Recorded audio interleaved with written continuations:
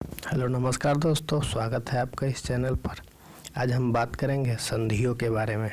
भारतीय संधियों बहुत सारी हुई है, जिनमें से प्रमुख संधि जो है वो एग्ज़ाम की दृष्टि से बहुत ही महत्वपूर्ण है, उनको हम यहाँ पे डिस्कस करेंगे। पहला संधि है अलीनगर की संधि। अलीनगर की संधि 9 फरवरी 1757 ईस्वी में बंगाल के नवाब सिराजुद्दौला और ईस्ट इंडिया कंपनी के बीच हुई थी, जिसमें अंग्रेज़ों का प्रतिनिधित्व क्लाइव और वाटसन ने किया था। अंग्रेज़ों द्वारा कलकत्ता पर दोबारा अधिकार कर लेने के बाद यह संधि की गई। इस संधि के द्वारा नवाब और ईस्ट इंडिया कंपनी में निम्नलिखित शर्तों पर फिर से सुलह हो गई, जिसमें ईस्ट इंडिया कंपनी को मुगल बादशाह के फरमान के आधार पर व्यापार की समस्त सुविधाएं फिर से दे दी गई। कलकत्ता में किले की इमारत की इजाज़त दे दी गई। कलकत्ता में सिक्के ढालने का अधिकार भी उन्हें दे दिया गया तथा नवाब के द्वारा कलकत्ता पर अधिकार करने से अंग्रेज़ों को जो क्षति हुई थी उसका हर्जाना देना भी स्वीकार किया गया और दोनों पक्षों ने शांति बनाए रखने का एक दूसरे से वायदा किया। इस संधि के हस्ताक्षर करने के बाद एक महीने बाद अंग्रेज़ों ने इसका उल्लंघन कर कलकत्ता से कुछ मील दूर गंगा नदी के किनारे की फ्रांसीसी बस्ती चंद्रनगर पर आक्रमण करके उस पर अपना अधिकार कर लिया। उसके दूसरे महीने जून में अंग्रेज़ों ने मीर जाफर और नवाब के अन्य विरोधी अफसरों से मिलकर सिराजुद्दौला के विरुद्ध षड्यंत्र रचा। इस षड्यंत्र के परिणाम स्वरूप 23 जून 1757 ईस्वी को प्लासी की लड़ाई हुई, जिसमें सिराजुद्दौला हार गया तथा यह मारा गया। अगला है इलाहाबाद की संधि। इलाहाबाद की संधि 1765 ईस्वी में हुई थी। ईस्ट इंडिया कंपनी की ओर से रॉबर्ट क्लाइव और बादशाह शाह आलम द्वितीय के मध्य हुई थी। इस संधि के द्वारा ईस्ट इंडिया कंपनी ने कोरा और इलाहाबाद के जिले शाह आलम द्वितीय को लौटाना स्वीकार कर लिया। साथ ही कंपनी ने बादशाह को 26 लाख रुपए वार्षिक खिराज देने का भी स्वीकार किया। इस संधि के बदले में बादशाह ने ईस्ट इंडिया कंपनी को बंगाल और बिहार और उड़ीसा की दीवानी जैसे राजस्व वसूलने का अधिकार सौंप दी गई। अगला है मुसलीपट्टम की संधि। मुसलीपट्टम की संधि 23 फरवरी 1768 ईस्वी को हुई थी। इस संधि के तहत भारत का हैदराबाद राज्य ब्रिटिश नियंत्रण में आ गया। 1767 में प्रथम मैसूर युद्ध शुरू हुआ, जिसमें मैसूर के शासक हैदर अली के विस्तारवादी नीतियों को रोकने के लिए ईस्ट इंडिया कंपनी ने प्रयास किया। यद्यपि शुरू में हैदराबाद के निजाम अंग्रेज़ों के साथ था, लेकिन जल्द ही वह अंग्रेज़ों से अलग हो गए। बाद में जब अंग्रेज़ों ने निजाम को बालाघाट का शासक मान लिया तो मुसलीपट्टम में यह फिर से उनके साथ हो गए। 1769 में युद्ध की समाप्ति में पर अंग्रेज़ों ने हैदराबाद पर मैसूर की संप्रभुता को मान्यता दे दी। यह इस प्रकार का एक उदाहरण है जिसमें अंग्रेज़ों ने ईस्ट इंडिया कंपनी भारत में किस प्रकार छल कपट और कूटनीति का खेल खेला है, जग जाहिर है, सब कोई जानता है।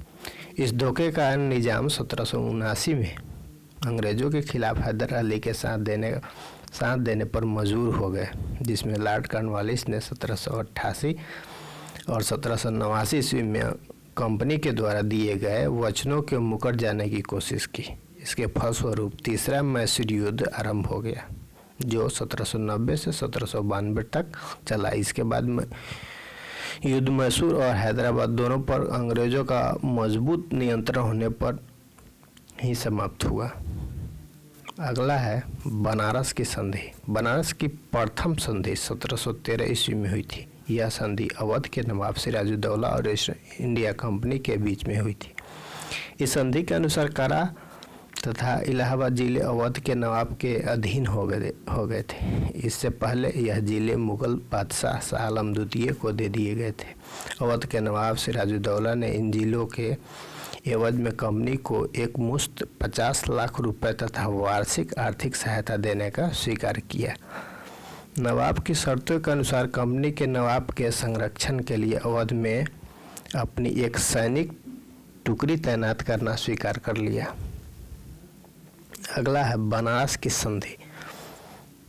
जो दूसरी बनारस की संधि हुई थी उसके बारे में। बनारस की द्वितीय संधि 1775 ईस्वी में 1775 ईस्वी में हुई थी। यह संधि राजा तेज सिंह और ईस्ट इंडिया कंपनी के बीच हुई थी। इस संधि के द्वारा चेत सिंह ने, जो कि मूल रूप से अवध के नवाब का सामंत था, सामंत समझ रहे हैं ना,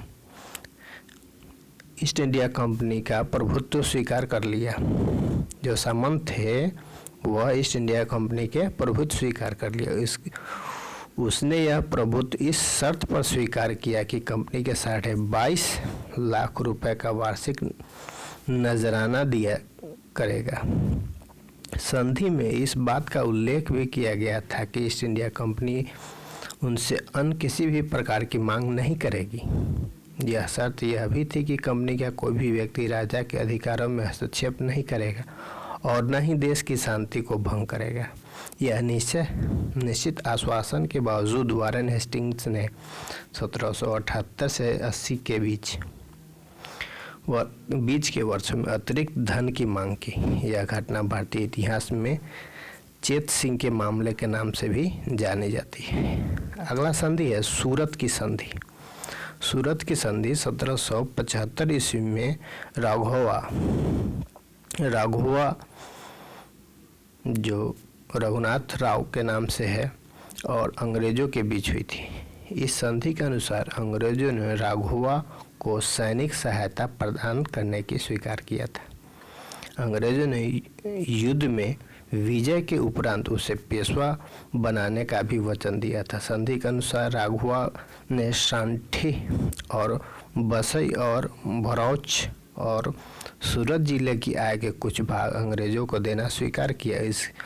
उसने अंग्रेजों को यह वचन भी दिया कि उसके शत्रुओं से किसी भी प्रकार का मेल मिलाप नहीं करेगा, जिसमें राघवों का महत्वाकांक्षा थी कि राघव पेशवा बाजीराव प्रथम का द्वितीय पुत्र था। वो अपने बड़े भाई बाजीराव की मृत्यु के बाद उसके पुत्र और उसके भतीजे माधव राव प्रथम को पेशवा बनाए जाने के खिलाफ था। लेकिन 1772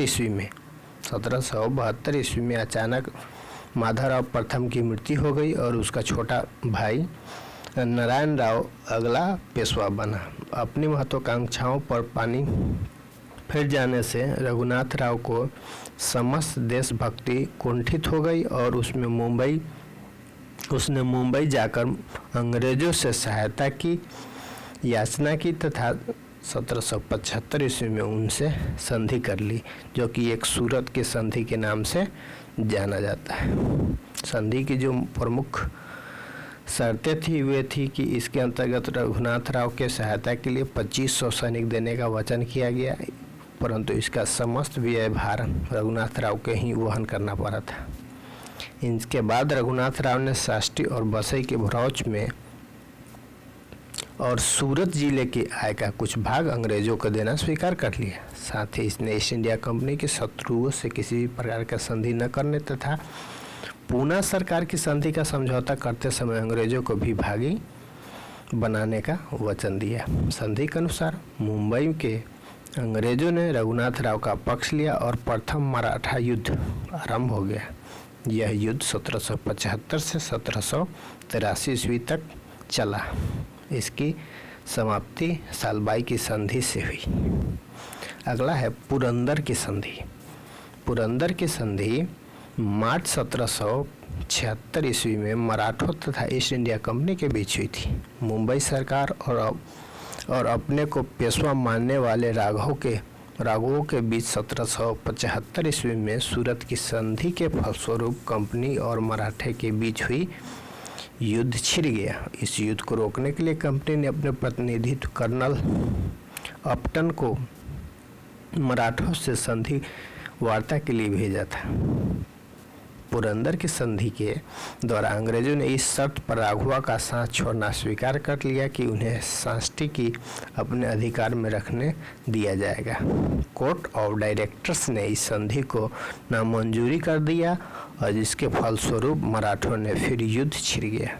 यह युद्ध 1782 ईस्वी तक चलता रहा और सालवाई की संधि के द्वारा ही यह समाप्त हो गया। अंग्रेजों ने सालवाई में पुरंदर की संधि की सभी शर्तें स्वीकार कर ली और मराठों ने एक प्रकार से सुलह भी कर लिया। अगला संधि है बरगांव समझौता।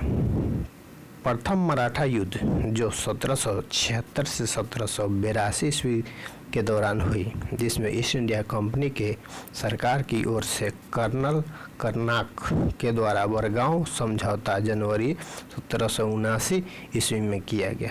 कर्नल कॉकबर्न के नेतृत्व में अंग्रेजों की एक सेना ने कमिश्नर कर्नल कर्नाक के साथ पूना की ओर कूच करने के बाद रास्ते में अंग्रेजों द्वारा अंग्रेजी सेना को पश्चिमी घाट तेलगांव नामक स्थान पर मराठों की विशाल सेना का मुकाबला करना पड़ा। अंग्रेजों की सेना की कई स्थानों पर हार हुई और मराठों ने चारों तरफ से घेर लिया। ऐसी स्थिति में कर्नल कर्नाक हिम्मत हार गया और उसके जोर देने पर भी कमांडिंग अफसर कर्नल कॉकबर्न ने बरगांव समझौता पर हस्ताक्षर कर लिया। ये बरगांव समझौता पर हस्ताक्षर कर लेता है। इस समझौते के अनुसार तय किया हुआ कि कंपनी की मुंबई सरकार 1773 ईस्वी के बाद जीते गए समस्त इलाके मराठे को लौटा देगी और वचनों के पालन करने की गारंटी रूप से कई अंग्रेजों अफसरों को बंधक के रूप में मराठों के सुपर्द कर देगी। राघवा को उसके पेशवा की गद्दी पर बैठने के उद्देश्य से अंग्रेजों ने लड़ाई छिड़ गई और उस मराठे को सौंप देगी। बंगाल से मदद के लिए आ रही ब्रिटिश कुमुख वापस लौटा दी गई और भरौच से प्राप्त राजस्व का एक हिस्सा महादजी शिंदे को दे दिया जाएगा। सैनिक स्थिति अंग्रेजों ने इतने अनुकूल नहीं थी कि वह इस प्रकार की शर्तें स्वीकार करते। अब देखिए, गवर्नर जनरल ने इस समझौते को अस्वीकार कर दिया और समझौते करने वाले अंग्रेज अधिकारियों को नौकरी से बर्खास्त कर दिया। राघव ने महादजी शिंदे की शरण लेकर इसकी प्राण रक्षा की और अंग्रेजों को इस परेशानी से बचा लिया। अंग्रेजों ने बुद्धिमत्ता से दिखाते हुए समझौते की शर्तें के अनुसार भरौच से प्राप्त राजस्व का एक बड़ा भाग शिंदे को देकर उसके साथ समस्त संबंध स्थापित कर लिया। इस प्रकार यह 8 समझौते आपने सीखे। इस समझौते से संबंधित परीक्षाओं में हमेशा प्रश्न पूछे जाते हैं, तो हमारे चैनल पर नए हैं तो इस चैनल को सब्सक्राइब कर दें। इन्हीं तरह रोचक और बहुत ही महत्वपूर्ण क्वेश्चनों का संग्रह हम लेकर आएंगे, जो कि आपके परीक्षाओं को बहुत ही सरल और उपयोगी सिद्ध होगी। नमस्कार दोस्तों, जय हिंद दोस्तों।